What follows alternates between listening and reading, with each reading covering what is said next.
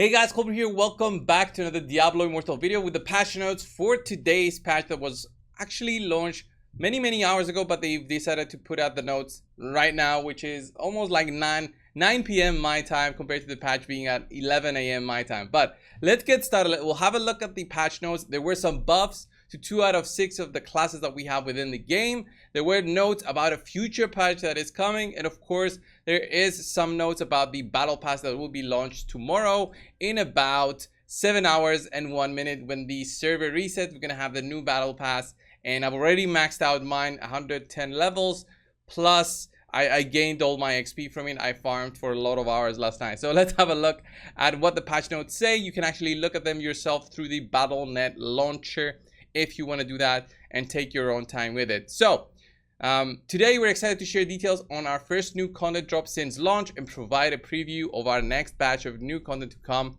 Before we dig in, let's give you an insight into our post-launch content philosophy and address player concerns around in-game bugs and bots. So what they say here is that they're trying to fix the bugs that are within the game constantly, and of course they want to address the bot issue, and one of the fixes that was introduced is to actually combat that. We'll have a look at that in right a second. But first things first, season 2 of the battle pass. This is how the battle pass will look.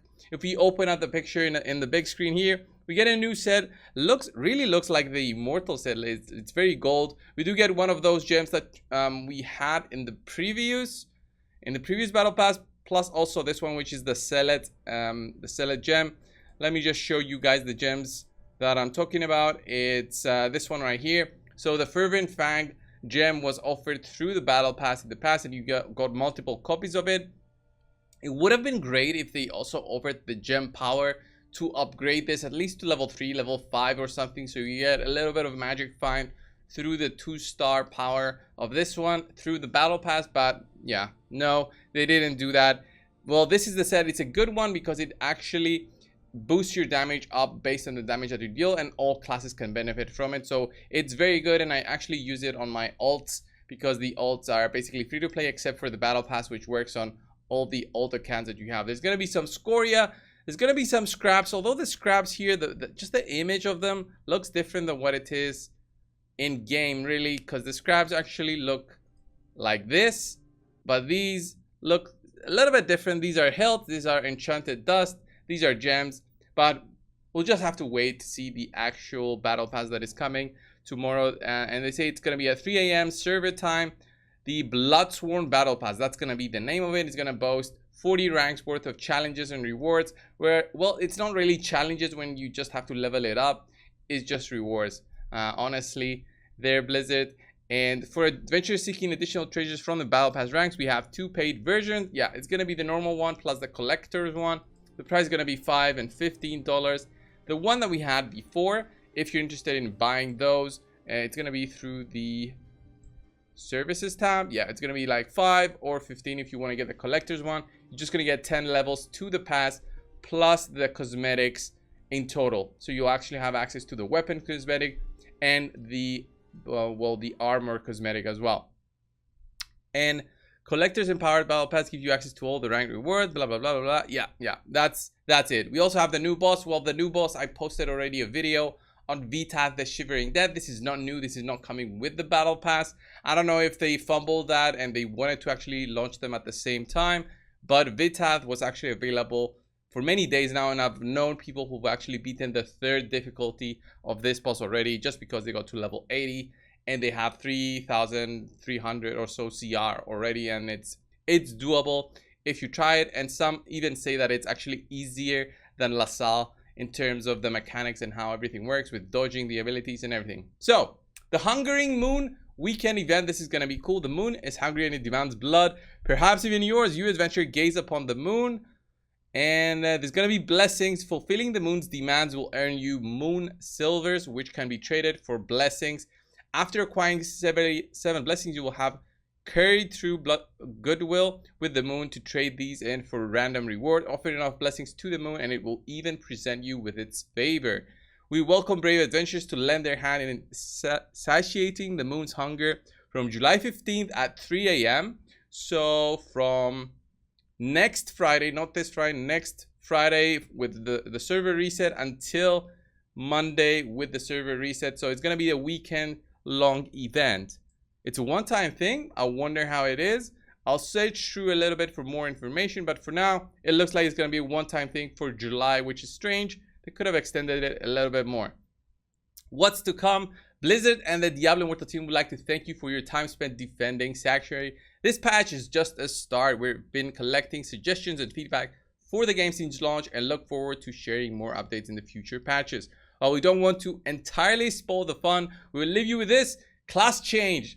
I don't find it as amazing as they say. Class change is cool. There's people out there who want to change their classes. Me personally, I'm gonna stay with the Crusader, although it's very you know, tempting to change your class and try something else. I wouldn't want to have that issue of just going back to a Crusader because I didn't like, let's say, the Barbarian or the Monk or the Wizard or whatever.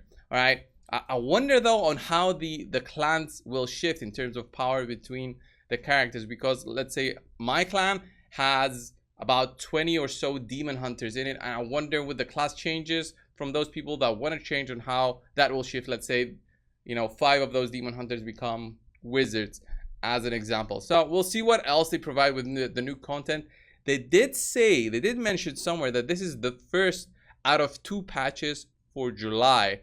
So it makes me think that the next patch will come closer to the end of July, but before the patch for the next battle pass, or it's gonna come with the next month with the new battle pass. But we'll have to wait and see. Anyway, the bug fixes, these are the really important bug fixes, but the most important one is this one.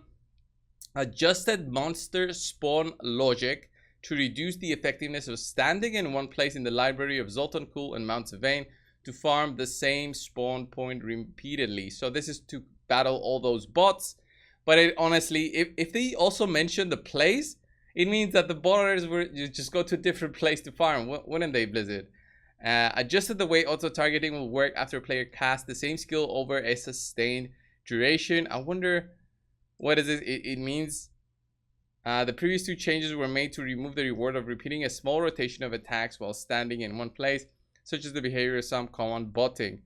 Updated the ability description of Chip of the Stone Flesh. Okay, this one's another big one, because each time you cause an enemy loss of control has now been changed to a total loss of control. That was noticed by us, the players, because like for me, I have a knock up with my Crusader, with the draw and quarter skill, the horse, and it wouldn't proc the Chip of the Stone Flesh, which I bought thinking that it would actually take into effect the gem and the knock away, but you actually just have to stun or fear them, which is very, very specific and very, very detailed in that sort of description. I think the Necros have those kind of skills in their setups. And overall, the bug fixes are just like falling through the ground, some visual fixes, some things about not being able to do some of the quests. Upgrade materials and Dawning Echoes will now probably return to players after destroying the upgraded or awakened items. So this is crazy. Like even if you destroyed or up the item, then you would lose some of the upgrade materials. I don't know. There's some bugs it seems here that they fixed. There's gonna be some fixes for Cycle of Strife and the Battlegrounds, of course. With the UI, this is the most important one. Adjusted the Battleground preparation UI, so the players are properly randomized between attack and defense. That is so weird. It means, okay, now I'm going to be attack. Next one, I'm going to be defense. Previously, players could determine if they were attacking or defending based on this UI, and they would leave the battleground. You didn't say that, Blizzard, but it's fine. NPC, there's some fixes to the NPCs. There's some fixes to the UIs. Lots of fixes and some other stuff. But I would say there's some notable changes from my side that I didn't notice before. So in our Immortal clan, as an example, if you have a look here at the clan members, you see that the last online, this wasn't here before.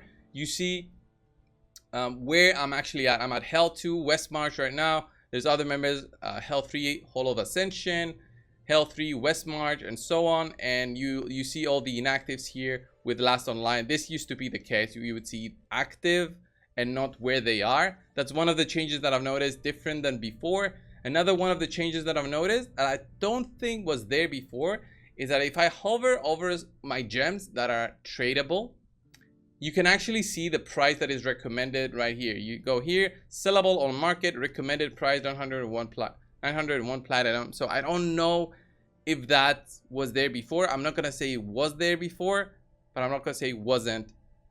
But I'm just gonna note of it for you guys to correct me over in the comments of the video.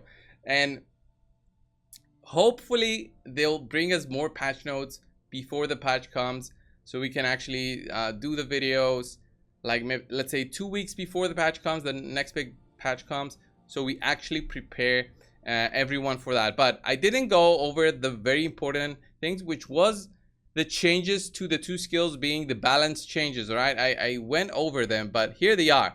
The balance changes to wizards and monks. Basically, both of those classes get a big buff to 3 or 4 of their skills for the monk. So Arcane Wind, the legendary Sildress Fang, and Lightning Nova will have their damage boost. Everything here is boosted, like the damage, and the range is also boosted. I don't see a nerf right here or anything for the wizards, so that's good. The wizards, I thought at the start were a bad class, or like the worst class in the game, but for PvP I find them very, very strong. So it's that contrast of the wizard doesn't provide all that support that you would need in PvE, but for PvP he's amazing in controlling and damaging from very, very far away. And the monk, overall I find them great everywhere. So Exploding Palm, the legendary version of it, and basically everything with Exploding Palm got both their damage, and it seems to be the range also increased. The range changed from a 3.5 90-degree angle to a 3 times 4.5 rectangle. Okay, so it's very much different if you change it that way. So overall, those 2 classes got big buffs. I won't go into detail for each one of these skills because I'm not a monk, I'm not a wizard, I don't play those classes, but I'm happy that they're gaining some of their damage through these changes. It seems that the other classes are fine, like the Barbarian, the Demon Hunter, the Crusader, and of course the Necro. Anyway, this was the video, guys, going through all of these changes. You want to have a look again on your own, just open up the Battle.net and you'll see it. It's right here. It's this screen right there. Just click on it and you see all the patch notes in detail. Thank you guys so much for watching. Subscribe if you haven't. I'll see you in the next one. See ya.